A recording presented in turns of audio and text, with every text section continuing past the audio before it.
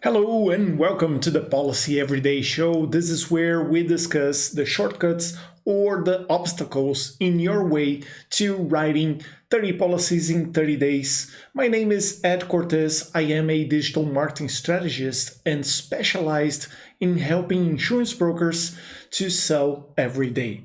In today's show, I'm going to talk about a common obstacle that insurance brokers find in their way, which is they do posts, they invest their time in creating posts for social media. They go and they post and they don't get results. If this is something that you can relate to, then stick with me because I'm going to talk about why that happened and how can you avoid it. Now, I know it is extremely frustrating because you are either spending time with your posts and you're creating and you're thinking about content that you're going to create, and then you create a graphic and then you upload and then you wait and zero results come in, nothing. No comments, no likes. Worst of all, you don't get any leads. Now, maybe it's not only time that you're investing. Maybe you're paying a graphics designer to do posts for you. Perhaps you're even paying for an agency. And same thing, no results. Now, there are basically two reasons why this happens. The first one is distribution. Now, let me explain how that works. If you have 1,000 followers, and they could be on Instagram, on Facebook, even 1,000 subscribers in a YouTube channel, there's something called organic distribution. And that's how much your post, every time that you post something, that's how much the platform, be it Facebook, Instagram, or YouTube, is going to distribute your post organically without you paying for it to be distributed. And that amount is 2%. So if you have 1,000 followers, you're going to get 20 people watching your post and seeing your posts.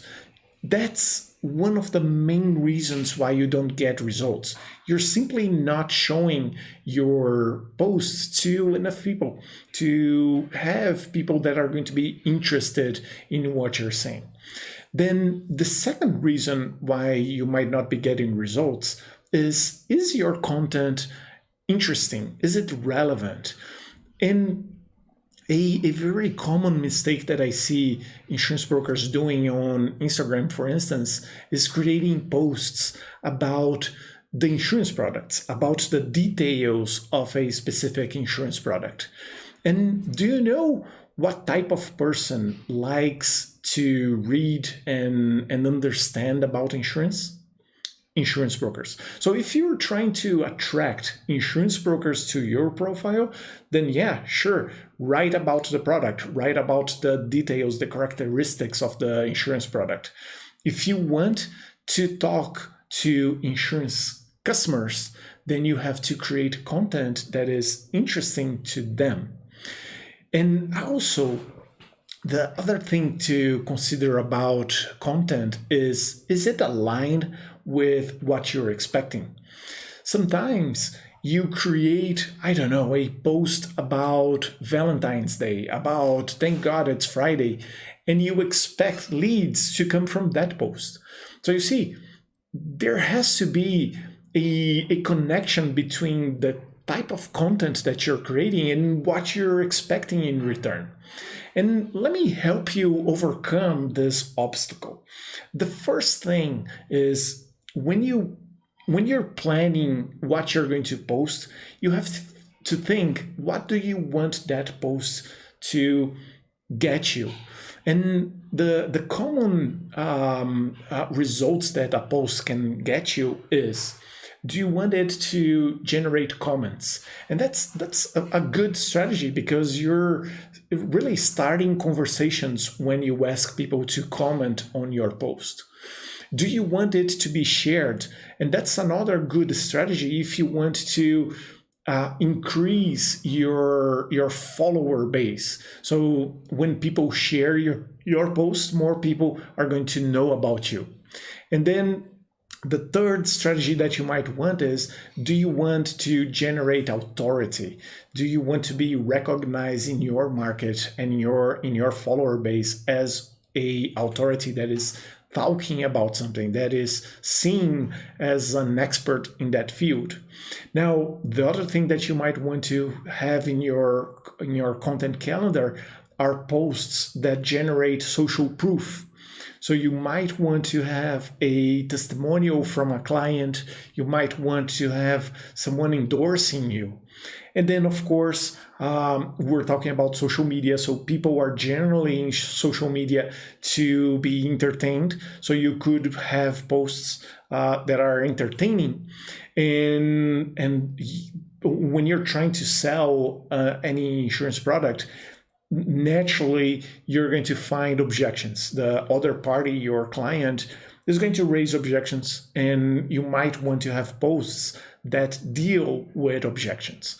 So once you understand that there are always something behind your post, and it's going to be one of those strategies. Now, what you want to do is sprinkle in a calendar, in a 30-day calendar, posts with each of those categories. So you might want every Monday to have a social proof post. You might want every Tuesday to have an entertaining post. So you create a calendar with one of those topics. Then basically each day is going to have a theme and one expectation from you of what you want that post to get. Now, be mindful that people are not on social media to be sold. They are there to learn, to be entertained, to connect.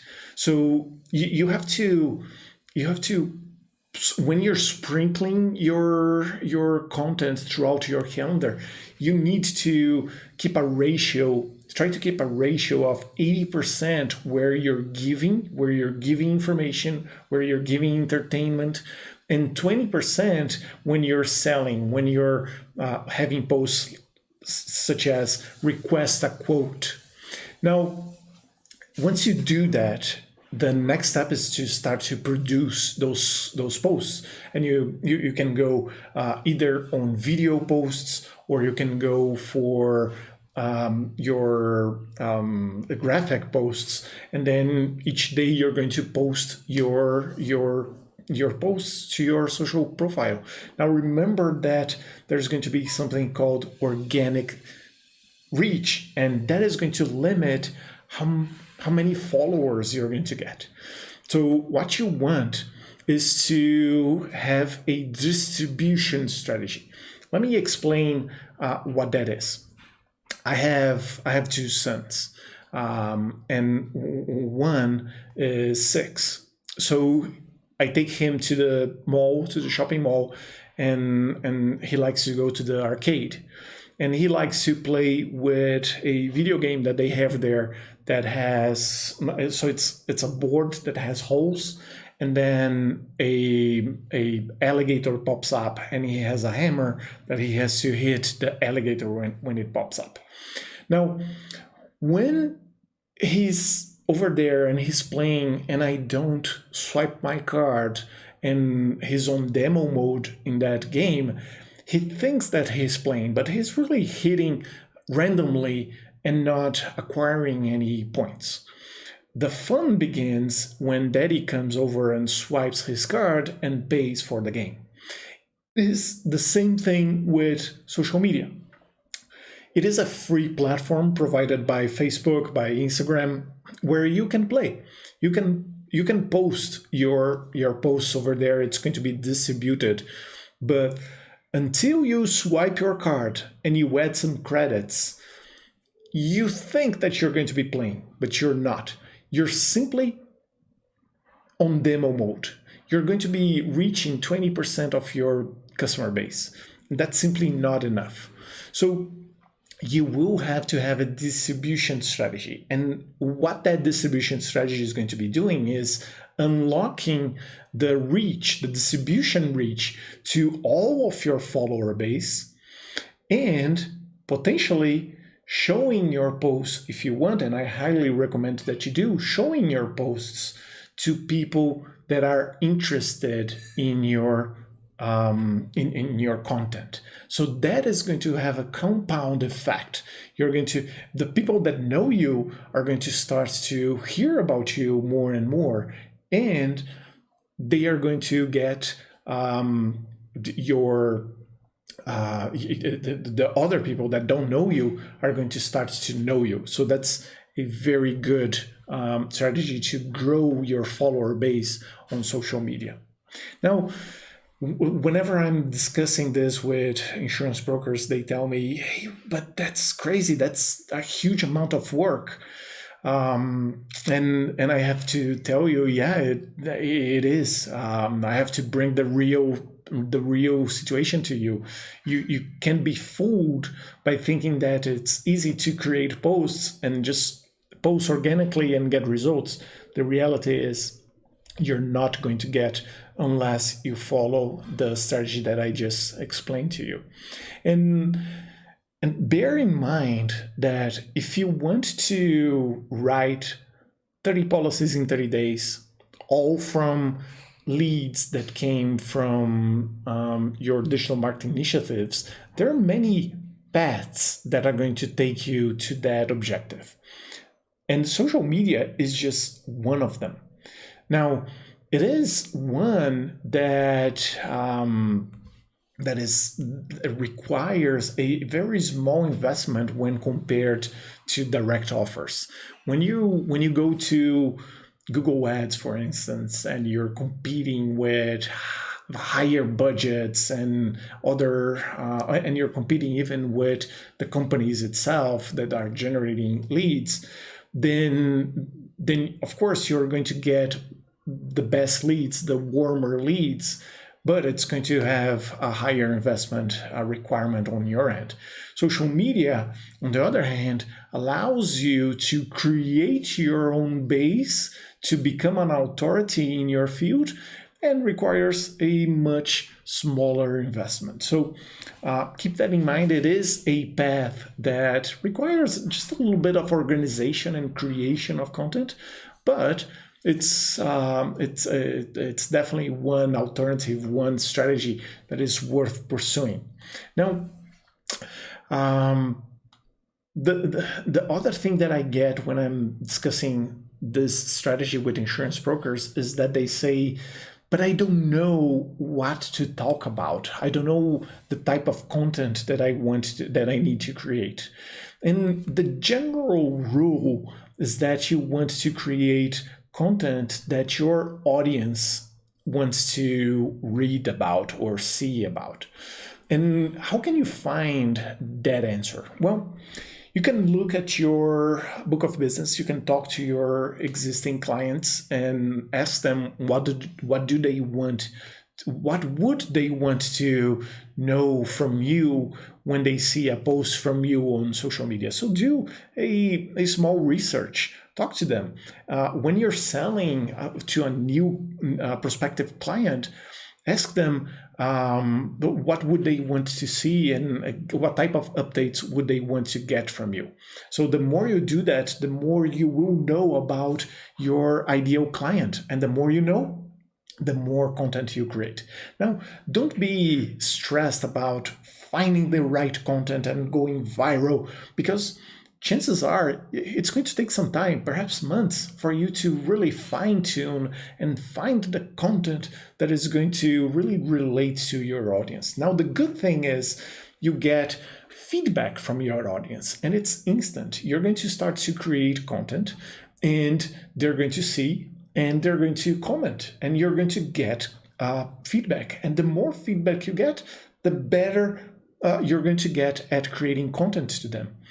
And then the other thing is, where should you go? Which social media network should you invest your time in? Instagram, TikTok, YouTube, Facebook. And it really depends on two things. One, where you're most comfortable at creating content. So for instance, if you go to YouTube, the type of content that you will have to create is videos. So if you're not comfortable in creating videos, that's potentially not a platform that you want to be in. Now, if you're okay with creating videos, then of course, YouTube is a great platform to be on.